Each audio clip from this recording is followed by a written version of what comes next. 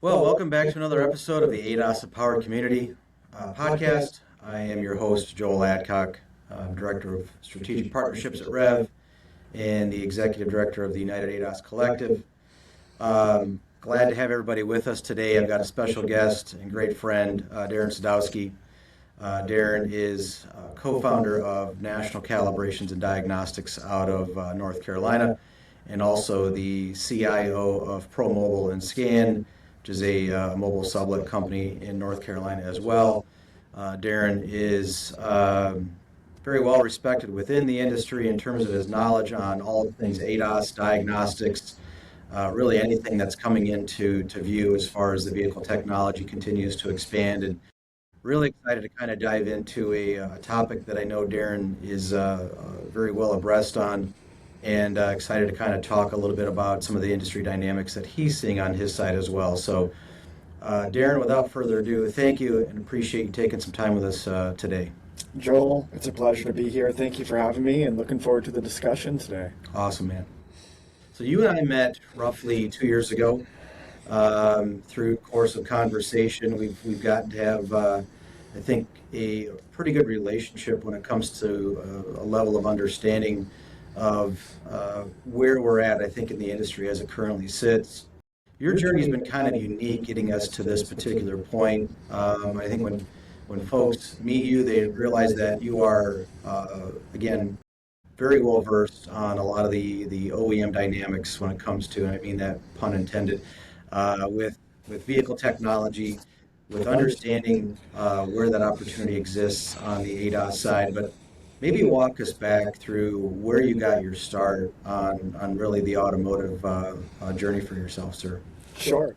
So I think like a lot of people in the ADAS industry or diagnostic industry, I was around the collision industry to start. So my family was in the collision business since before I was born. So I was very young around the shops, helping prep bumper covers or whatever it was from a very young age. So that's really where my first experience with the industry came from. And then I got interested in technology, and so that's still a hobby of mine and a good pastime for me. And then sort of as I was exiting, schooling and starting to become a young adult, ADOS and diagnostics started to come onto the scene. And so I was very fortunate that I was in the right place at the right time. We had a segment of an industry that I had background and experience in that I had been around my entire life. And then it also combined the area of work that I thought I was going to go into. I wasn't originally going to go into the automotive industry. I was going to go into the IT and networking space. And my dad found this, this part of the industry, and he's like, maybe you should check this out. So all roads lead back to collision, right? When you're born into it, you kind of stay into it sometimes. But hard to get away from it. It can be. And so I found, ADOS and diagnostics, and it was a perfect blend of the route I wanted to go with my career while also combining background and experience that I already had. So that's my background. I feel like the luckiest person alive to where I found an industry where I was able to capitalize on not only the right time, but also the right experience to be successful in this industry. Yeah. Once you kind of get into the industry, it's tough to get away from to some degree, which I think is great. Obviously, we need people that have got that ambition, sort of that pride of duty, the things that they've learned through the early journeys. I know myself, when I started 15 years ago, I never anticipated being in the industry this long, but it's sort of turned into like this passion of sorts where you're certainly in a position to put cars back on the road that are safe, and having that experience on the collision side and working your way up through into that area where it's understanding the vehicle complexities and technology, continuing to see that evolve, obviously, I think is something that's it's really encouraging to see. And I think for a lot of folks that are listening out there, it's something that if you're considering, a pathway into like the ADAS side, you're a good example of like having that foundational collision experience first, and then obviously, like you say, moving into sort of that diagnostic side and ADAS side. Where did you kind of have that aha moment? Like, what was that maybe that one vehicle or that one opportunity that really kind of said, this is exactly what I know what I want to do for the rest of my life, basically? Yeah, I think for me, once I realized that vehicles in the modern age are just computers on wheels and they're diagnostic networks on wheels, I think that's really when I got very interested in what I'm doing now. Um, One of the things that I did that I encourage a lot of people to do when they're either getting into the industry or exploring if this is a career that's right for them is I just started reading OE service info. And it's not exciting, for the most part. It's not a novel that you want to sit on the beach and enjoy on vacation. But what it helped me to do, at least, and I think what it can help others to do, is understand how are these systems put together? How do they function? How do they diagnose the network, the issues that can pop up? And that's really when I started to realize that my background with networking and computers, which I am a big nerd about, I can apply that to vehicles. And I love vehicles too. I'm a car guy. So that's really when I figured out I can combine two of my passions into a career path. And that's really when, the roots started to take hold and I saw a long-term future. Yeah, we that understanding of like OEM service information, I think, is an underserved opportunity that a lot of folks just don't take the time to like you say, they're not going to spend uh, free time, so to speak, like reviewing it. So being able to do that, you're actually one of a few people that I know that have actually enjoyed going through like a lot of the OEM service information. And, that's one of the things that we wanted to chat a little bit about is as you've kind of immersed yourself in understandings of like where the OEMs, you've actually developed a laptop that harnesses a lot of the OEM information for programming and diagnostics right onto a single source of hardware, basically, which I want to dive into here in a little bit as well. But thinking about like we hear a lot of there's lack of standards between OEMs. There's why does one OEM call this ADAS system this and another one calls it's the same type of system but something different. There's lack of standards. There's gray area. Do you have any kind of insight into like what your thoughts are or opinion as far as like why is there such a difference between one vehicle manufacturer when it comes to these systems, and like what's that mindset, do you think, as far as the automakers are, as far as why are they creating technology that maybe is a little bit too far advanced at this particular point for a lot of shops to be able to harness? And be curious what your thoughts are in that regard. Yeah, so that question makes me think about how do manufacturers market just vehicles, right? Even before ADAS came onto the scene, right? And so a lot of people know about Honda VTEC, right? Variable valve timing. And each manufacturer, if they have that technology, they all call it something different. So this is not something that's new for our industry. That's something that we're used to. And I think it comes down to the fact that there really are no industry standards at this time that bring unilateral naming to all these different systems. The other portion of that has been is, when ADAS was in its infancy and manufacturers started to implement these systems in different ways, some of them would have just emergency braking and it was radar based only. Another one would have emergency braking plus adaptive cruise, and maybe it used a fusion system where it used both a windshield camera and a radar.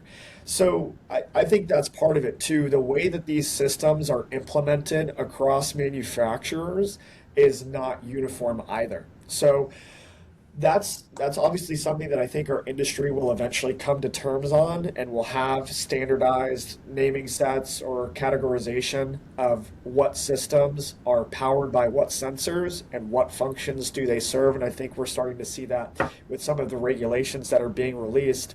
But that's my guess as to where that will head and how it started there to begin with.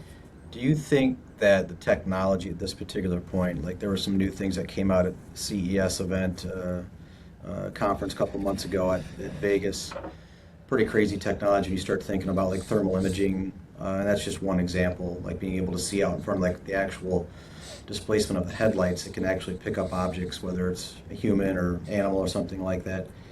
And then I think of like where certain shops are at this particular point in their ADAS journey, and Is it how would you recommend a shop go about like trying to stay up on top of all this information? I mean, without spending a weekend at the beach, as you say, like reading OEM service information, like what's a good rule of thumb as far as like how to stay on top of all of this? Because it's moving so fast. I know that's cliche and it's talked about on just about every webinar or podcast or anywhere you go. And it's like, well, how do the shops that really haven't begun that journey, like where would you recommend they start? Sure. So there really is no clear-cut answer or path as to here's exactly how you stay ahead of the curve in the industry, right? But if we think about this in terms of how do other industries or other occupations in the world stay up to date? So if you were a doctor, right, you might continue to read medical journals or information that's been released. If you were a mathematician, you would continue to read the theses that get released. Whatever industry you're in, on those levels, there's usually some sort of documentation. We're fortunate that in our industry, there is documentation through the manufacturer service info. Is it as complete as a doctoral thesis? No, it's probably not. Right. But at the same time, that's one of the best ways I've found, at least, to stay ahead of the curve, is especially when I see a manufacturer that's releasing a new vehicle line. I want to go to the service docs and read through some of those system descriptions to understand how is this working. So if you go for a emergency braking system on a vehicle and you go into the system description and component description, it will tell you all of the pieces of that system that are going to interact with each other. And one of the trends that I've noticed is that typically the EV vehicles in our industry, those tend to have more technology packed into them. So what I would do is I would go into those EV models that are coming out and take a look at, okay, with all these features that are in here. So for the EV models that are coming out that tend to have those new systems, especially if there's a system that we haven't seen before, that's what I want to go and read. So a good example of that is Volvo introduced some LiDAR technology that had a lot of controversy in the industry because if you pointed a phone camera at it, it had such a high intensity that it would then burn the camera sensor or the lens on an iPhone. So that obviously was a heads up to everybody in the industry, hey, there's a new piece of technology that's coming out. That's really the best way that I've found. One of the other things that I did when I first got into the industry, my business partner, Cliff, was also former business partners with someone who was a nuclear engineer. So he knew where to find, the documents for how these systems were designed, the papers on, the research teams that developed these. So I read through all of those engineering documents on radars and cameras and 360 and sonar. So that helped me a lot, just understanding on both a scientific level and physical level, how are these systems actually designed and implemented? That was a huge help to me. If anybody else were to read those, they would probably fall asleep. They're extremely boring and very, very scientific. But to me, I had to understand how does this technology work so that I can understand better how to repair it. It seems like that's a big discrepancy right now on, and you could probably even speak to this as far as from what you've seen working with shops as you work through helping source equipment for them is their intention is, well, we want to buy equipment so that we can do work in-house and do calibrations, and it's, they're assuming it's plug and play, right? They plug in their tablet and off they go with all the information right there as far as like what they need to do. There's a gap on the actual understanding, like you mentioned, of like how an actual camera works or how a LiDAR works or how radar actually works or how these sensors are starting to sort of fuse together so that they're working interdependently and sort of backups to each other. And I think, in your opinion on this too, do you feel like that's a shortcoming of shops in terms of their staff and their teams, like truly understanding like, how to perform a calibration is one thing, right? That's typically, you can follow the instructions, you can do that, but understanding why it needs to be done understanding what this equipment needs to do. Is that, do you think, something that's really important for shops to like understand? 100% it is. Understanding why these procedures are being performed and why there's such an emphasis on this. Even we get down to, on Honda's position statement, right, where they have, if a door intrusion beam is damaged, then you've got to calibrate the front radar and the windshield camera, right? What does that mean? Why are we doing that? And it has to do with the transfer of energy through the vehicle and how it affects those components and can cause them to shift. So even something like that, the understanding of why calibrations are necessary, the industry is starting to catch up, and that's encouraging. And I'll give an example. When we first got into this industry, the fight that we were having with the carriers was, why are pre and post scans required? That was the original fight that we had. And then we got to ADAS and we started providing documentation, and it was like a 5-alarm fire. They were like, what are you talking about? A radar calibration? What? Right. That's not a thing. Right. And now, obviously, we've evolved to the point where some carriers are requiring and telling you, here's all the calibrations you must perform in this vehicle before it gets released to the customer. So those are some of the evolutions that I've witnessed in the industry, all the way from, we're not paying you to do a pre and post scan, all the way down to, now here's a list of every single thing you need to do on this car. So I hate saying that, shops aren't doing a good job. It's difficult, and I don't think it's something where there's an easy and clean resource where somebody can go to and they're just not willing to spend the time or the effort. It's a complex industry, and things are constantly evolving. And I have the benefit of working in this industry full time and being exposed to all these different vehicles through our service business and the training that we do. I'm one of the fortunate ones that I'm exposed to this and living within this portion of the industry 40 to 60 hours or more a week. For a collision center, you have to run your collision business too, right? Yeah. And that's where I think it's really important to find partners, whether it's us or someone else, that can help you keep pulse on the industry as it's changing and be equipped to work on these systems and do them correctly and safely. That's really the biggest thing, because we know there's a lot of liability attached to these systems, and you want to make sure not only is it done right, but that also you have the documentation to support it was done correctly. Yeah, I think that's the monumental challenge at this particular point, is just allowing shops to know and understand there are resources like yourself out there that, from a training point, obviously from you having a unique lens to both the service side by performing sublet services for shops, but then also having the ability to say, we can come in and help you guys with equipment decisions on the ADAS side, and then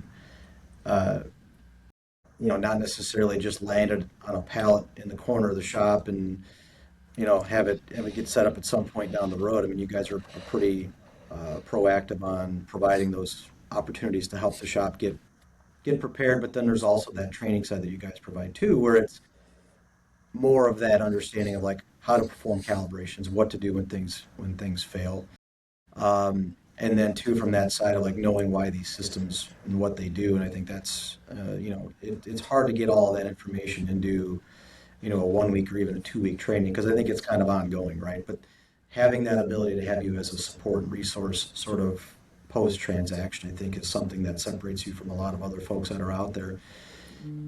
In your vision of like where things are at as compared to, let's say we look back 2 years ago, and you talk about like the pre and the post scan being concerned for shops on, we're not going to do them because we don't think we're going to get reimbursed, to the advent of more ADAS calibrations being performed, reimbursement being a consideration or concern from shops, to where you mentioned now where you've got insurance companies, I wouldn't say dictating, but saying, hey, there are things here that need to be done that we need to make sure they're getting done and get done correctly. You're looking ahead a little bit, because I think 5 years is a long, long ways in this industry, and 2 years might be even a long, long ways. You got your crystal ball. Where do you see things in 24 months roughly in the industry, Darren? I think we're getting more towards a time when understanding all of the electronic repairs that a vehicle needs and the requirements that are attached to those are becoming much more, I would say, aware. We're much more aware of it in the industry. Mhm. You know, it's interesting. We talk to some areas of the country, and they've got, Excuse me. just an abundance of ADOS companies in their region. Mhm. And then in other areas, they're not even doing pre and post scans, and calibrations Right. are out of the question. Right. I think we're going to start to see that fizzle out, that part of the industry that's using the, shut our eyes and hope method Mhm. for, ADOS and diagnostics. The industry is now shifting to a point where ADOS is now a standard part of the repair. I think for many years in transition, if you were doing ADOS and you were documenting, you were, I would say, ahead of where the rest of the industry was. We're getting to a point now, and especially within the next 24 months, where it's going to be a requirement that you perform these calibrations and that you document and show that they were performed correctly. I really think that is where it's headed. Um, for so long, so many people have referred to it as the Wild West, and that's Yeah. probably correct. I think the other thing we're going to start seeing eventually is more stringent regulations on how ADOS calibrations and diagnostics are performed. And I think everybody hates the word regulation, but I think we do need some set of standards to show that a vehicle was repaired safely. I was thinking about this the other day. To cut someone's hair for a business, right, you need a license. You need a license to cut hair. And right now in our industry, you can go get a few $1,000 tablet and go calibrate systems on a vehicle that control someone's destiny while they're driving. Does that give you concern? Yeah, I think it concerns a lot of people in the industry. The way that I've always approached repairing vehicles is that I want that vehicle to be safe enough to where I would be comfortable putting my mom in that vehicle or my grandmother in that vehicle, and that it would protect her if she got into a driving situation where those systems needed to function. Right. So I think we've seen a lot in the industry, a lot of nightmare scenarios where people have done ADOS the wrong way, or they're using equipment that's maybe subpar and not to OE standard, or even to a reasonable standard, I would say, in some instances. And that's always been a concern for me.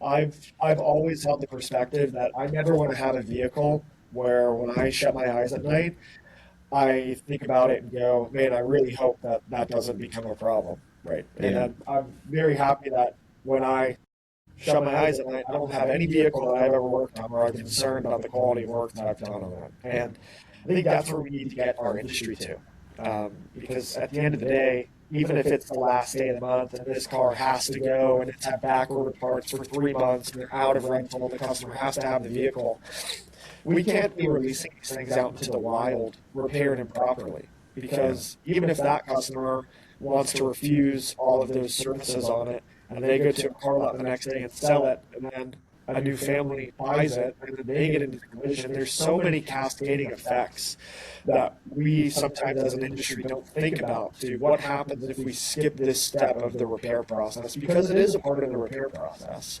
And it's not something that we can just shut our eyes to, or there's no light on the dash, send it. We cannot be in that mindset anymore. It's been proven time and again that this is absolutely required, and it's something that needs to be done properly. Yeah.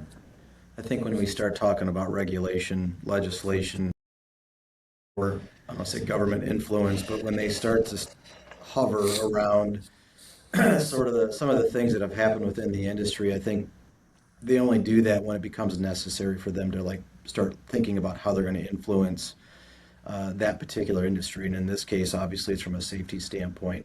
I myself am not a big fan of it, but I think if it brings more light to folks truly understanding what's right, what's wrong, which is a wide chasm, right? Because you've been on similar social channels that I've been on, and we've seen things where people are doing things incorrectly, and they're actually thinking they're doing things right and saying, "Hey, look what we just did." Yeah, I've I've got a couple of friends in the industry that every once in a while, when they see something that doesn't look quite right to them, they'll snap a picture and send it to me. Yeah. And I've gotten pictures of people outside gravel parking lot with literal like 2x4s wing nutted together with targets that they've printed Yeah. slapped to it.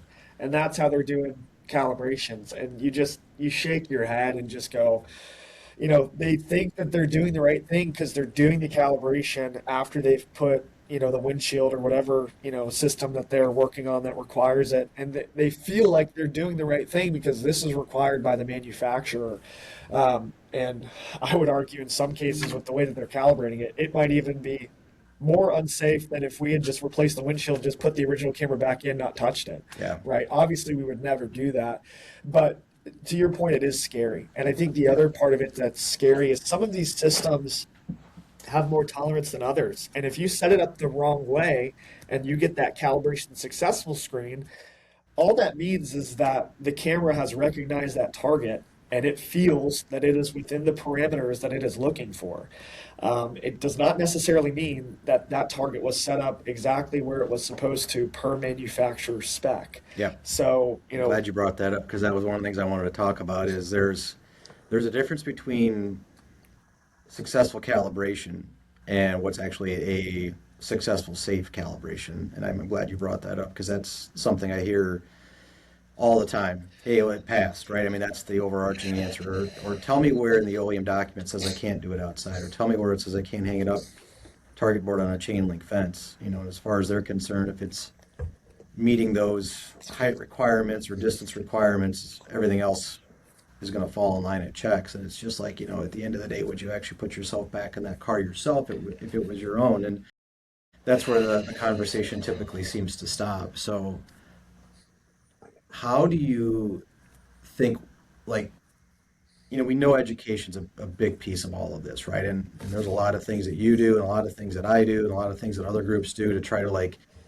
harness all of these folks in to say, hey, look, there's no more need to have an excuse or reason to have an excuse because of all of these resources that are available to folks to say, look, I get it. We work a lot of hours. We're focused on what we're trying to do on day to day. And if I have to take extra time out of my schedule at night or during the weekend to try to learn these things, especially when I already think I'm doing things correctly, then it's like a catch-22.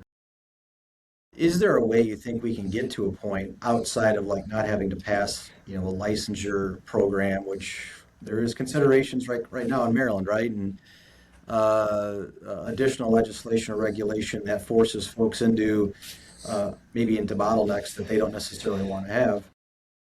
Any ideas how we can reach these folks on a little bit better way to say, hey, look, it's not that we're trying to curb your ambition. We just want to make sure you're not doing things right, and this is what's missing at this particular point.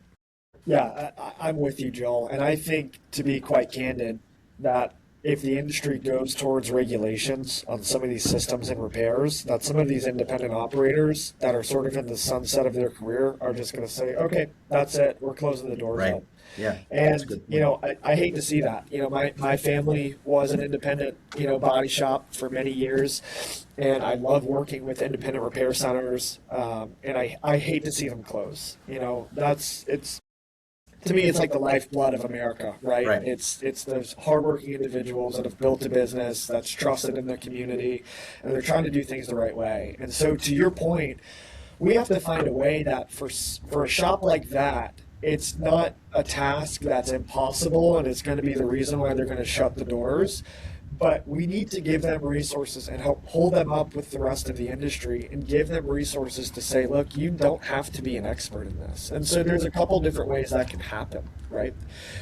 If you're a really small store and you have absolutely no desire to get into these more complex ADAS repairs, find a sublet company you can trust, right? There are a lot of them across the country. I talk to people all over the country all the time that have respectable businesses that if I was a collision shop, I would absolutely use them. They do things by the book, they document it, they provide you everything you need to get paid.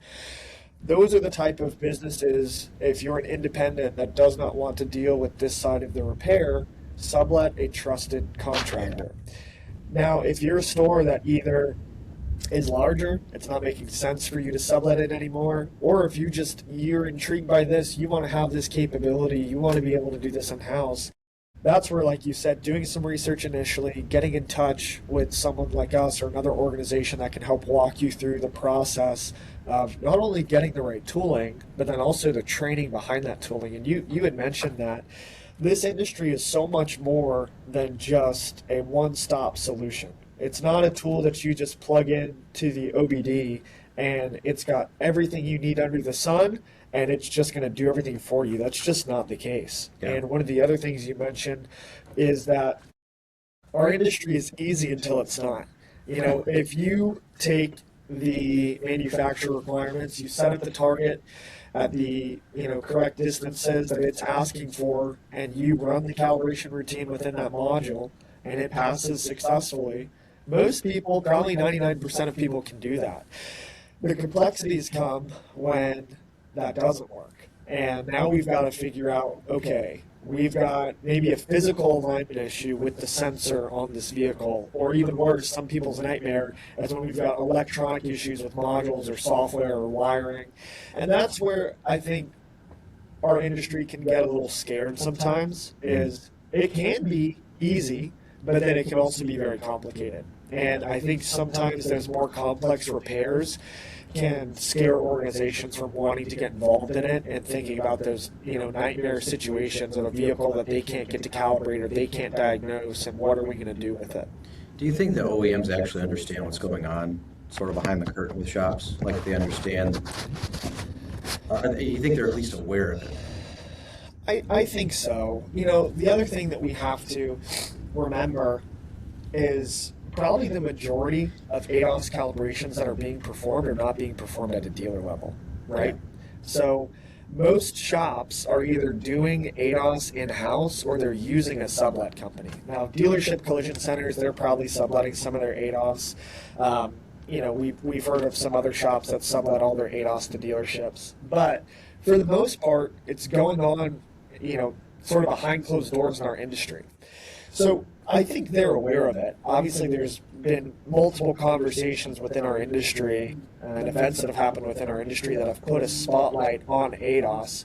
So I think they're aware of it, but with the complexities of automotive as a whole, I don't know if it's a top priority for them.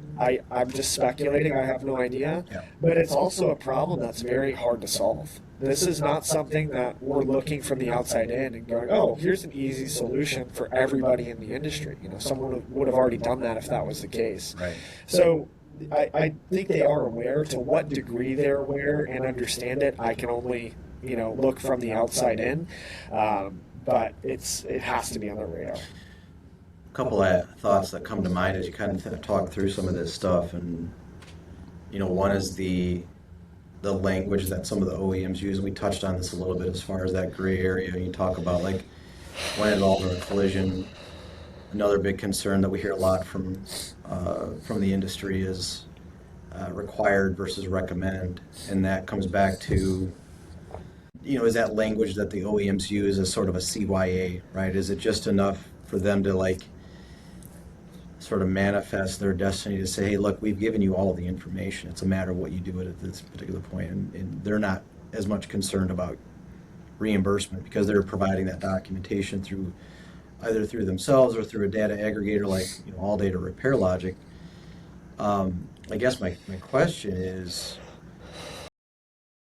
in an instance where required versus recommend or that gray area comes in, like what's typically your best practice as far as like how your service company operates in those situations? Yeah, I mean, for our service company, it's very, very clear. If it is recommended, suggested, what even the loosest of a recommendation from a manufacturer, we're going to perform it, and that's the stance we've always taken.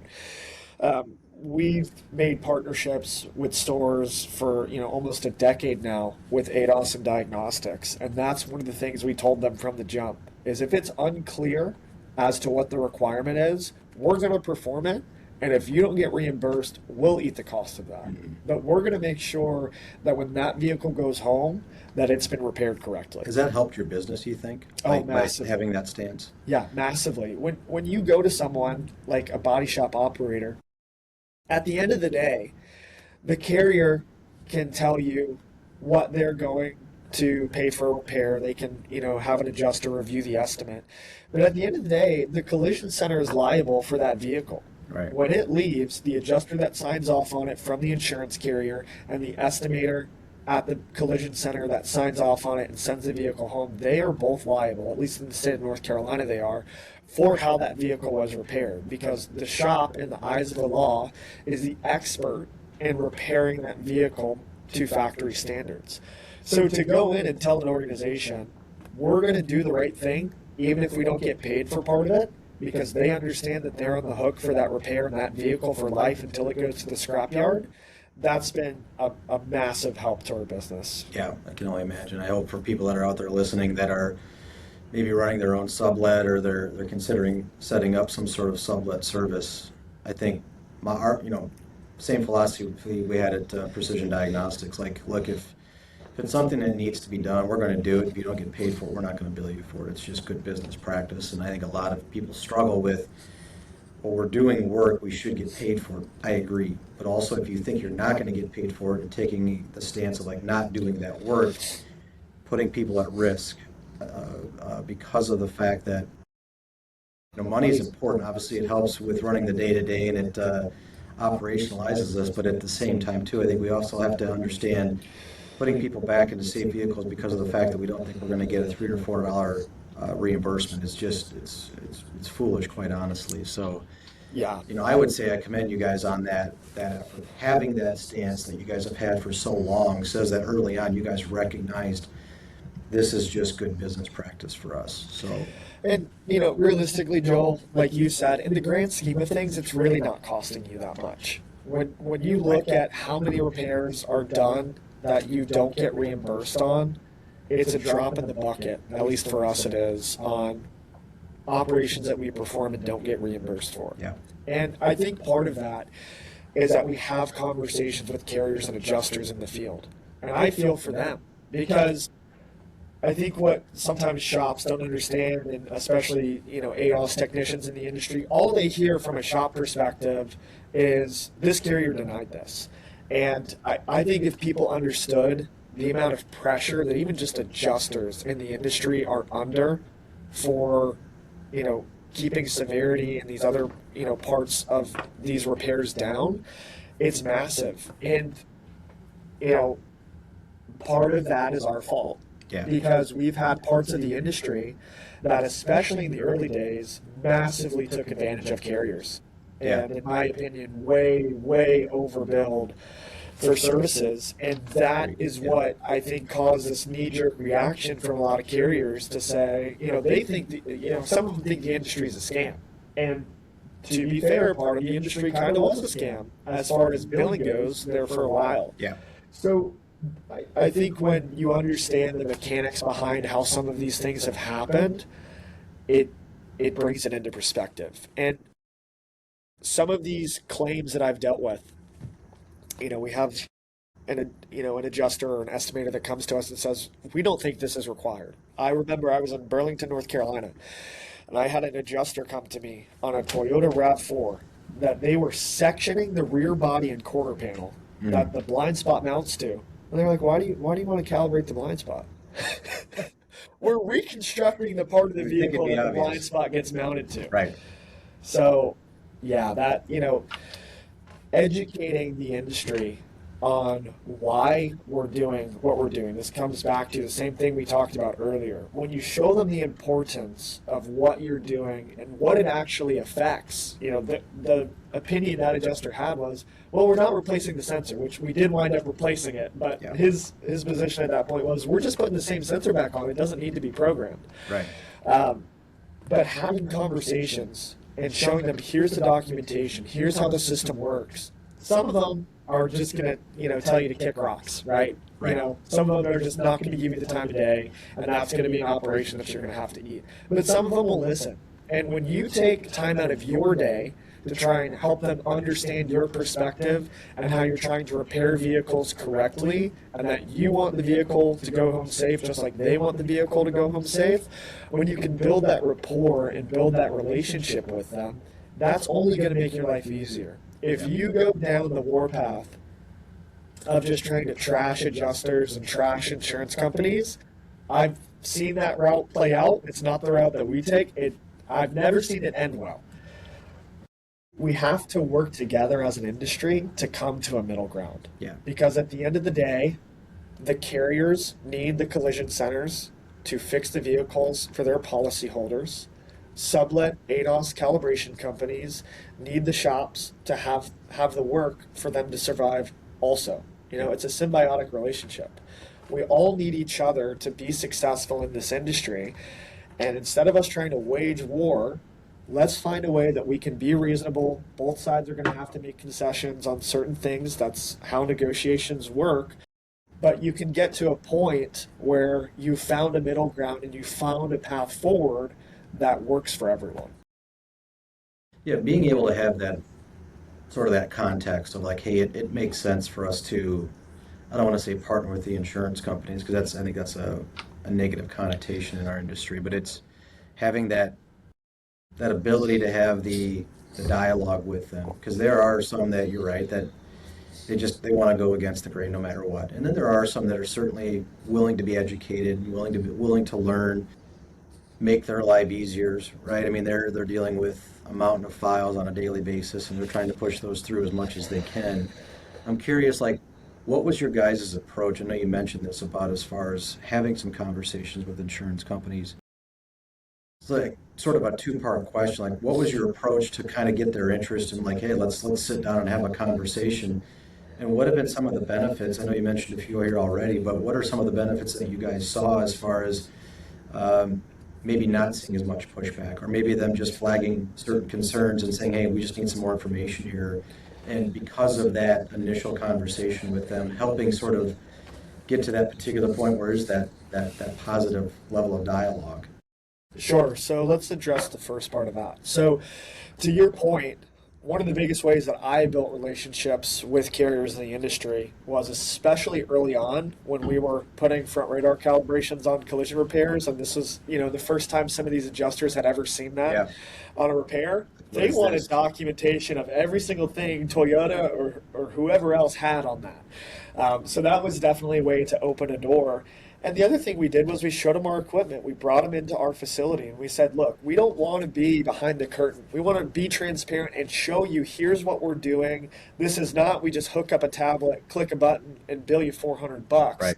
This is the procedure that we follow. These are the measurements that we make. These are the standards that we follow that are set by the manufacturer to repair the electronic parts of this vehicle. And we show them the amount of work that goes into it. I think that's part of it. The other part of it is just the documentation, just showing this is a requirement from the manufacturer to do this. And if we don't do this, then we're going to be in a bad way with the liability attached to this car. My business partner, Cliff, he was in the airbag industry when that first came out 20, 30 years ago. Yeah. And so he had the same fight with the carriers when airbags came out. Yeah. And, he was part of the push against when they wanted to start using used airbag components in vehicles, which is something we're starting to see in the ADAS industry now. Mm-hmm. He went through all those fights with them, and so he still has, a lot of those guys are still in the insurance industry and he still has those connections. So that, I can't lie, that has really helped us a lot.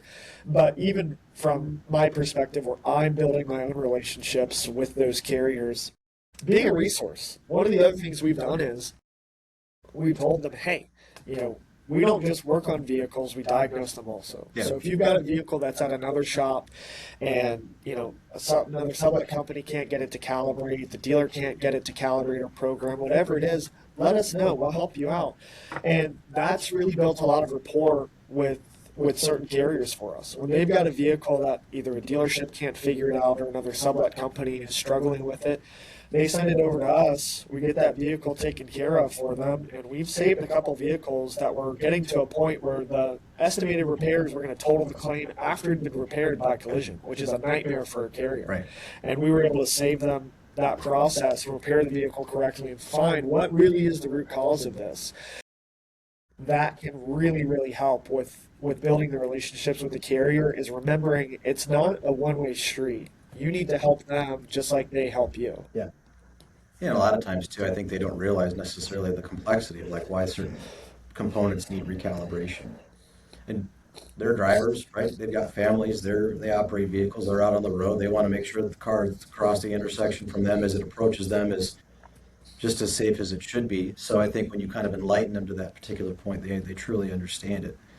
Um, I want to kind of refocus back here on sort of the initial, content of this, which was on the sort of the OEM side. One of the things that we recently pulled out of the ADOS community was kind of looking back through peer-to-peer requests on asking for help or support on specific vehicles from different OEMs. And one of the ones that keeps kind of bubbling back up to the top, probably more frequently than normal, and you're probably not going to be surprised by this, is Toyota.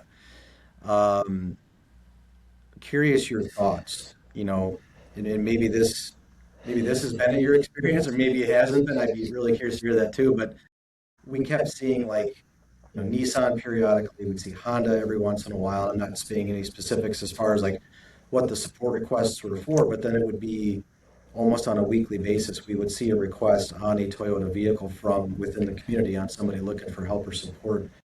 Toyotas are typically, um, there's brand loyalty there. Cars are safe, they're dependable, on and on and on. But yet, when it comes from sort of this non-collision repair side, they seem to throw up a lot of issues. Any insight to that at all? So I think that anybody who's been in the ADOS space for a number of years probably already knows this. Some of those who are new to the industry may not. A few years back, Toyota massively changed retroactively their service information. And there were a lot of vehicles for Toyota and Lexus for a number of years. I mean, sometimes over a decade in some cases, where the position was if you remove a front bumper or a rear bumper, the sensors behind those bumper covers must be calibrated. And that was retroactively changed to something along the lines of if the bumper cover is damaged, if where the bumper cover mounts to the vehicle is damaged, something along those lines, that is when the calibration is required. So that I think for a lot of people, if they weren't pulling OE service information every time a vehicle came through the door on what the requirements were, I think there were some organizations that got caught with their pants down, so to speak, Yeah. where the information and the document they've been using for the last 5 to 7 years now is completely different. Yeah. And when the carrier came back to them and said, that's not what that document says anymore, and they pulled it up in TIS, it was, oh, this is different and this claim does not qualify anymore. So that I think that's part of it is that service information can change. And like Toyota, especially when you go into the TIS, you can see at the top, it'll tell you the last time that particular service document was revised, and you will be able to see that.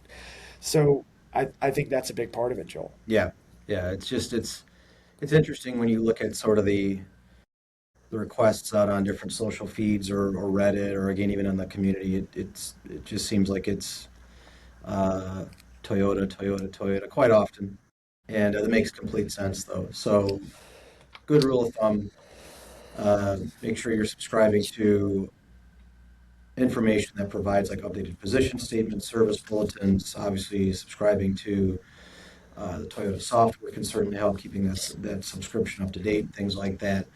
Which brings me back to something that I mentioned kind of at the top of the podcast here was your development of a laptop that you've got pretty much every OEM on this laptop, and love to hear why you put this together, what it can do, and sort of a plug for how folks can potentially get their hands on this and what benefits it can provide for them. Yeah, absolutely. So I love telling this story.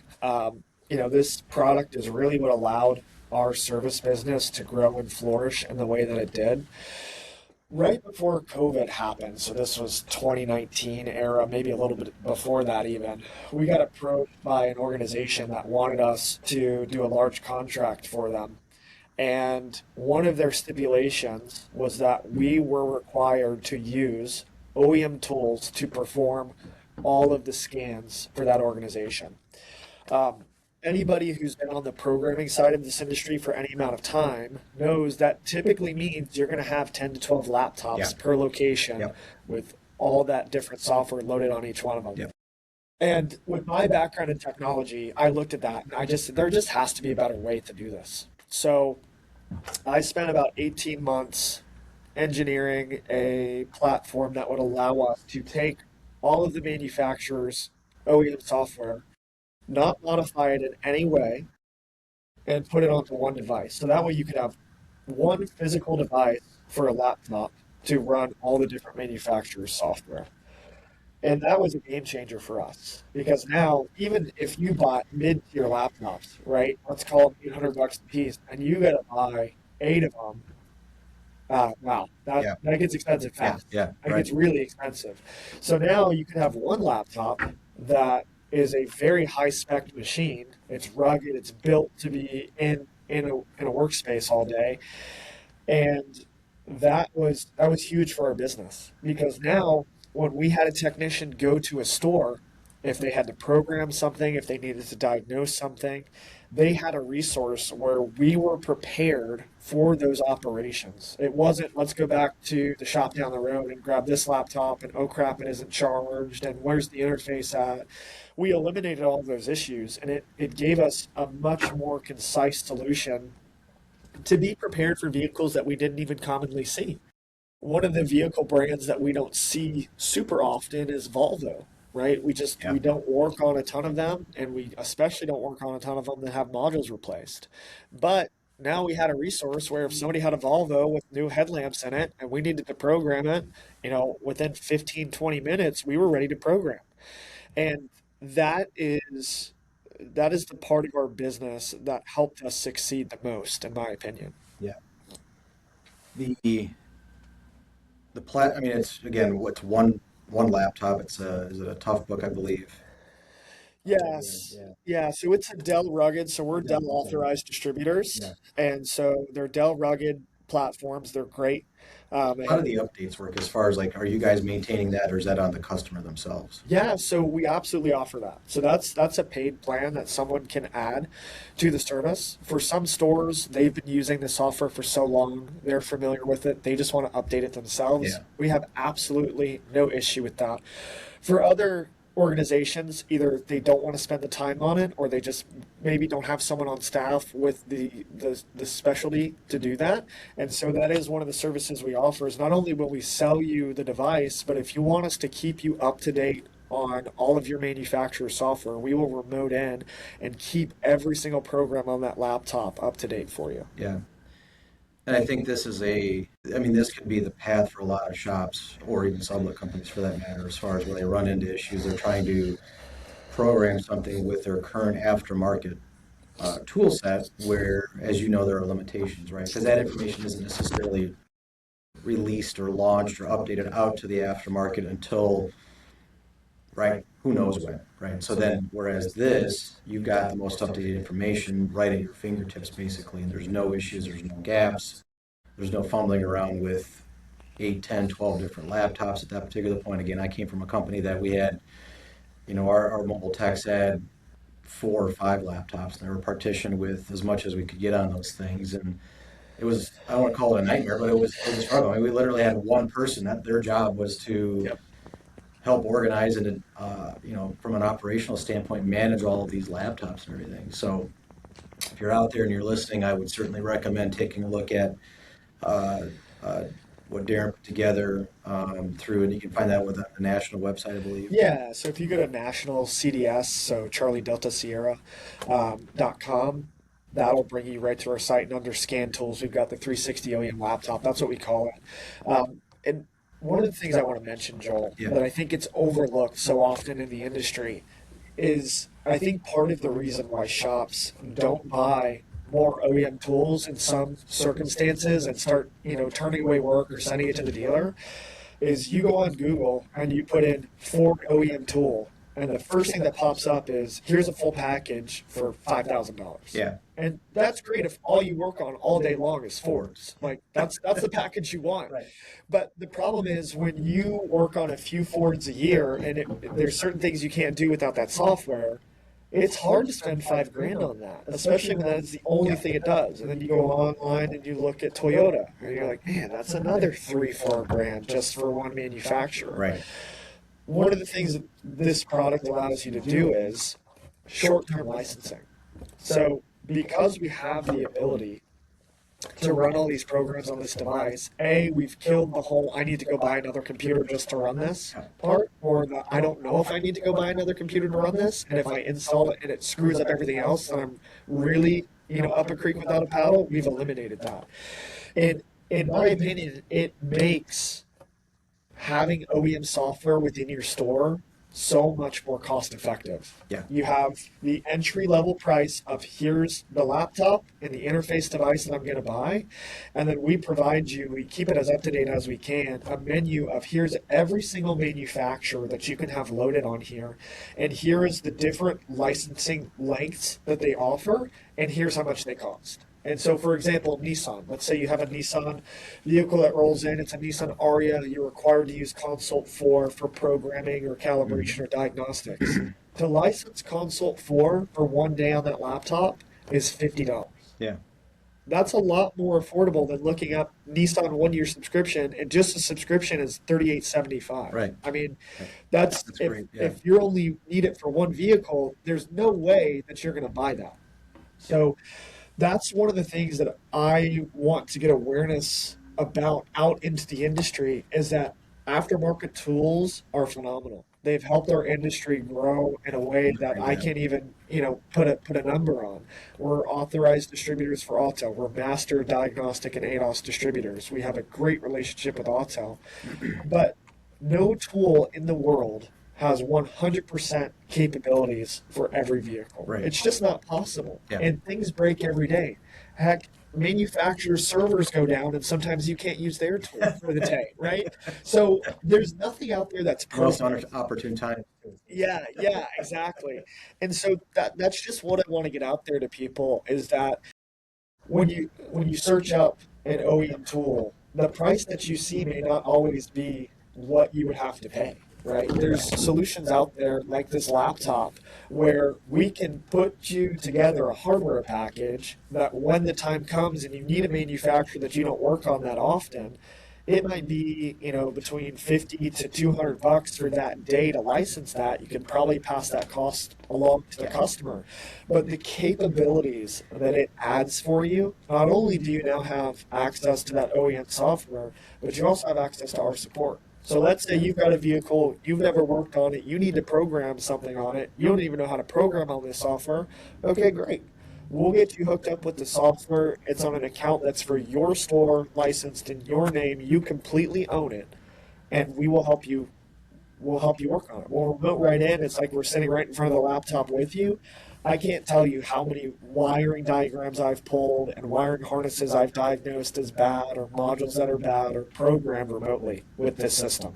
We had a BMW X5N competition, and it took us weeks to finally get every single thing worked out on this thing. But we did that for a customer remotely, and it was one that they just refused to send to the dealer, and we got everything back and functional on that car. And that was a bear.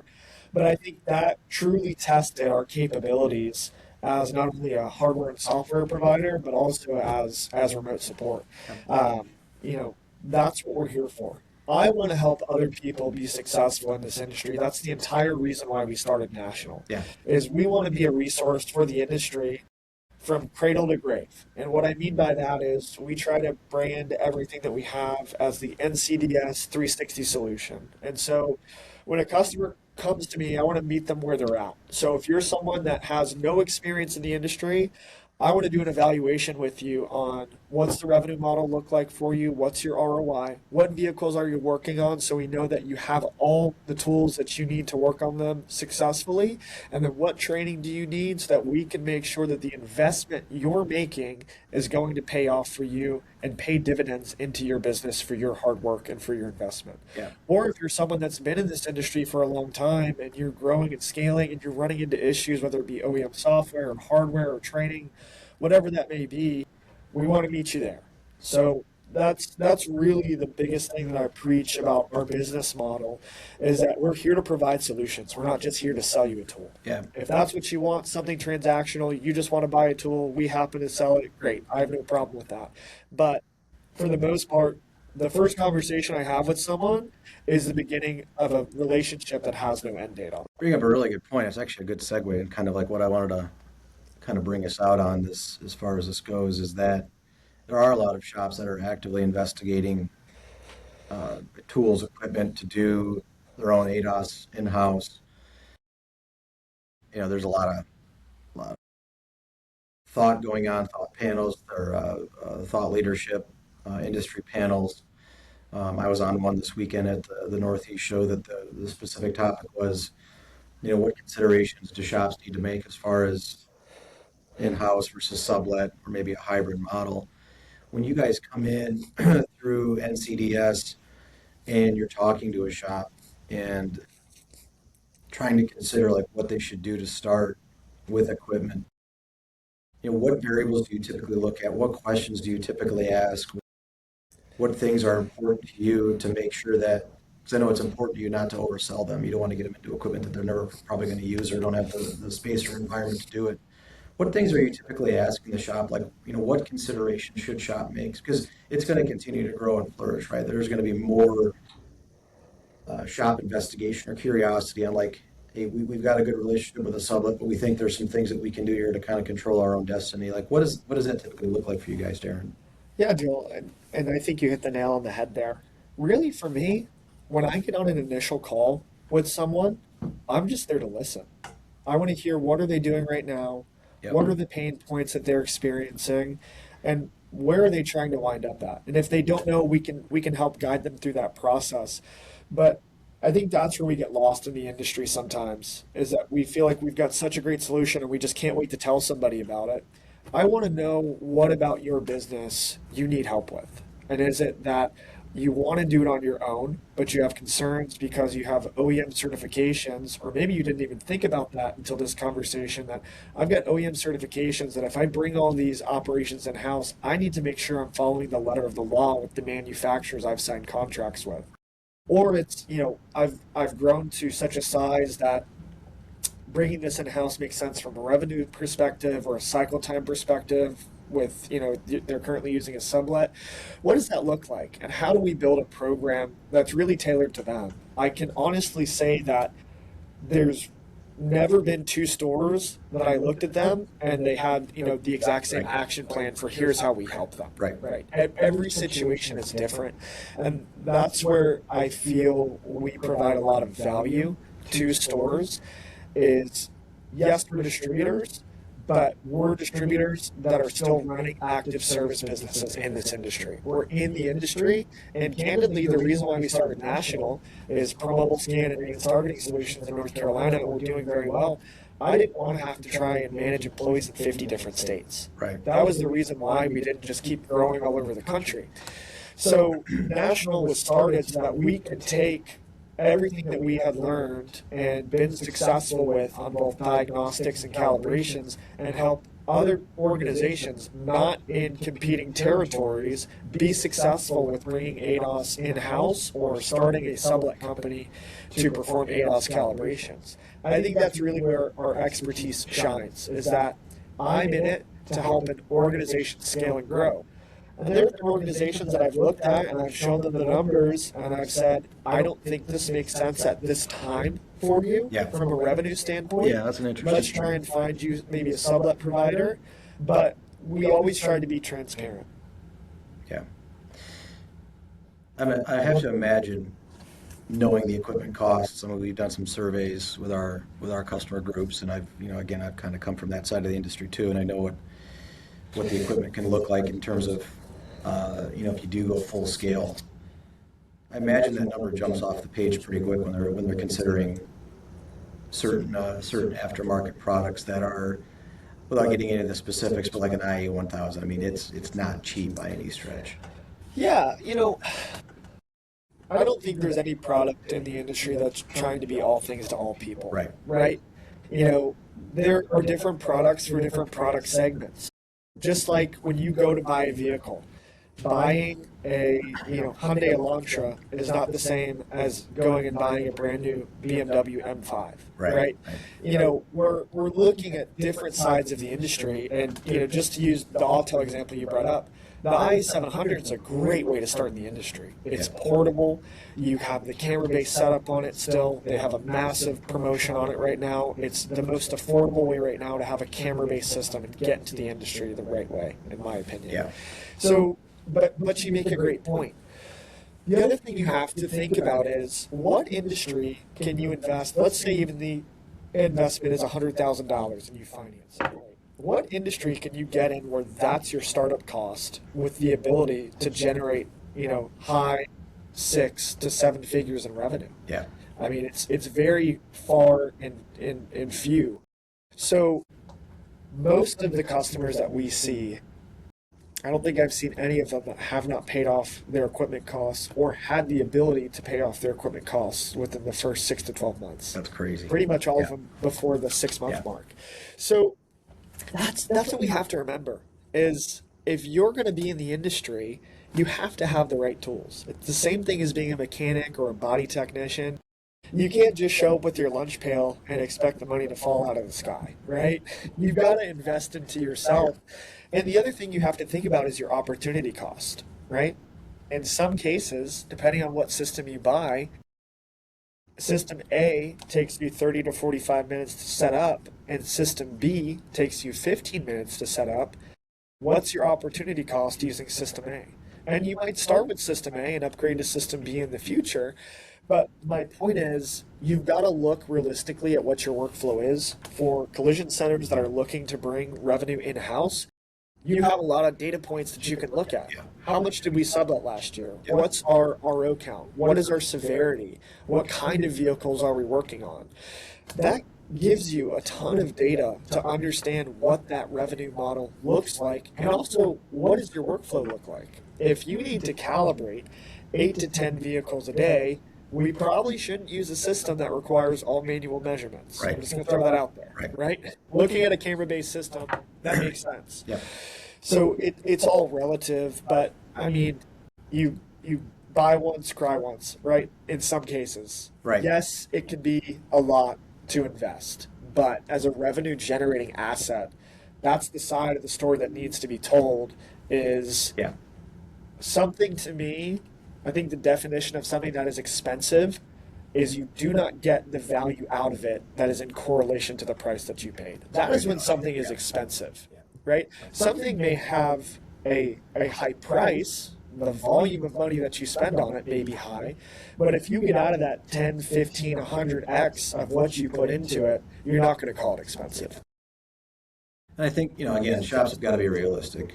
As far as what their expectations are, they have to be realistic that a hybrid approach of doing as much as they can in-house, if that's their ultimate goal. There's still going to be times where they're going to have to sublet. There's still going to have to be dependent on somebody else sometimes to help with certain vehicles because of limitations of equipment, staff, software, what have you. So I think that's, from my own opinion, I think that's a really good approach. And, and again, I think if you're in a metro area, across the country, there's a lot of good sublet companies out there. Oh yeah. I think if you're in a rural area, a rural market, smaller, less access to the sublet, if your nearest dealership might be 50, 60 miles away, and there's a lot of considerations as far as costs of getting that car to and from that dealership alone, and who knows when you get it back, right? I think those are independently good opportunities for folks to investigate. Let's really sit down and let's think about what's our mix of vehicles. What are these typically, from these vehicles, what do we typically see for calibrations? Do we have considerations as far as environment or space, or is there something across the street that we could rent or lease and we could retrofit to be a calibration specific environment, or a lot of different things that I think shops are kind of thinking about some of those things now. There's a lot more that actually are thinking of it, and they're actually implementing it as we speak, or already have. But then there's a massive influx of shops at this particular point that, again, kind of going back to that, hey, we want to just make sure we're pre-scanning every vehicle and getting to that point. So again, I think when we reflect back on where things land in 2 years, like we talked about before, that's probably the audience at this particular point. A couple things I want to get you out of here on because we're well into this, and this has been a phenomenal conversation, so I certainly appreciate it. But two questions we'll get you out of here on.